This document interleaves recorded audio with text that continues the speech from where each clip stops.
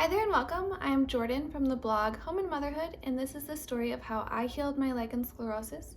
I was diagnosed when I was 8, and I did all the treatments that the doctor recommends. I did like all the steroid creams. I did clobetasol, tribetazol, another one that started with P, just a bunch of things.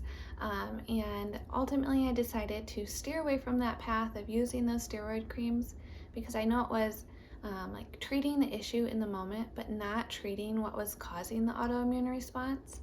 And for me, like I wasn't sure if I wanted to commit to doing the steroid creams, things that I knew were, like thinning my skin, and I knew that eventually I'd want to have babies, and that, something about that really scared me.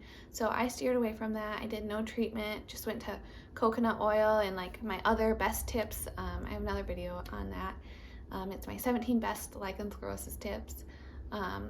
And so I kind of like just did like a more natural approach to things. But my healing did not come until I was 24. I'm now 27, so I've had a few years of not having any lichen sclerosus come up at all.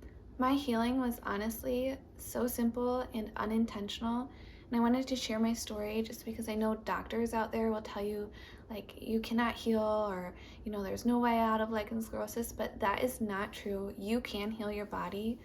So I hope sharing my story helps you on your journey with lichen sclerosus, and that you can hopefully heal your body as well. My healing story really starts after my daughter was born.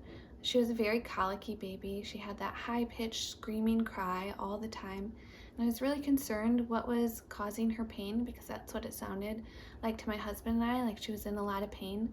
So I took her to the pediatrician, and my pediatrician had a very similar situation with her child, and she found out that it was food sensitivities, and it was what she was eating being passed through her breast milk into her baby was causing the colic. So she recommended that I find out what my family's food sensitivities are. She said it either comes from the father or the mother, or maybe both. I told her, of course, that I had no food sensitivities, no allergies, and that it must be my husband because he had a long list of allergies. We decided to do the Everlywell food sensitivity test to get a good idea of what our food sensitivities were to heal my daughter. It actually came back that I was very sensitive to one thing. It was like all the way in the red zone, and that was eggs. And I ate eggs every single day.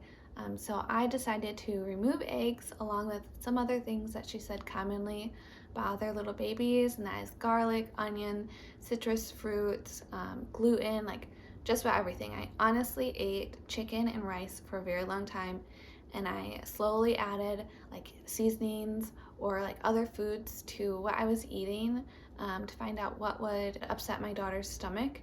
And so I think that long period of my body like really taking it back and healing my gut health is what set me up for healing my body. Although I was not intentionally trying to heal my body, I was really focused on only my daughter, what was bothering her, and making her upset is what ultimately healed my body.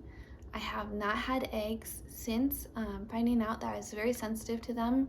I did actually have them one time, and it was by accident. I had a spicy Chick-fil-A sandwich because they're my favorite, and it was so good.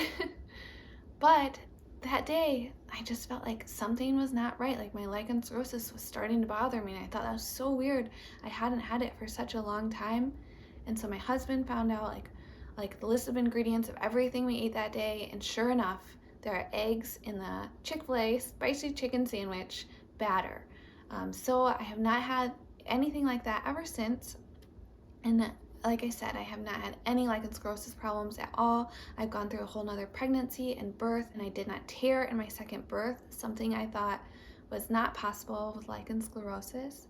Also, during that time of trying to find out what was bothering my daughter, I read Nourishing Traditions, Book of Baby and Child Care, and I highly recommend that book because it focuses on how to properly nourish your body, and it goes beyond just like the right foods to eat, but it's really important how you prepare your foods. So it could be like something that you think is really healthy, like let's say like pinto beans or like walnuts or anything like that. If you do not properly prepare them, they could be toxic to your body or to your gut health. And so it's just like this overall view of like how to take care of your body so that it can best absorb things. So ultimately, like I said, it is very simple and unintentional how I healed my lichen sclerosus, and I haven't had it for years. But it really comes down to finding out what is triggering your autoimmune response, no matter what it is. It could be an outdoor allergy, it could be a food allergy, like it could be so many things. But once you narrow it down to what that specific thing is and you remove that, you have the potential to heal your body. I just wanted to share my story so that it is at least a little bit of tidbits of help to someone out there. So if you like this video, please give it a thumbs up. Go ahead and subscribe if you'd like to see more lichen sclerosus videos. Thank you so much for watching. Have a good day. Bye-bye.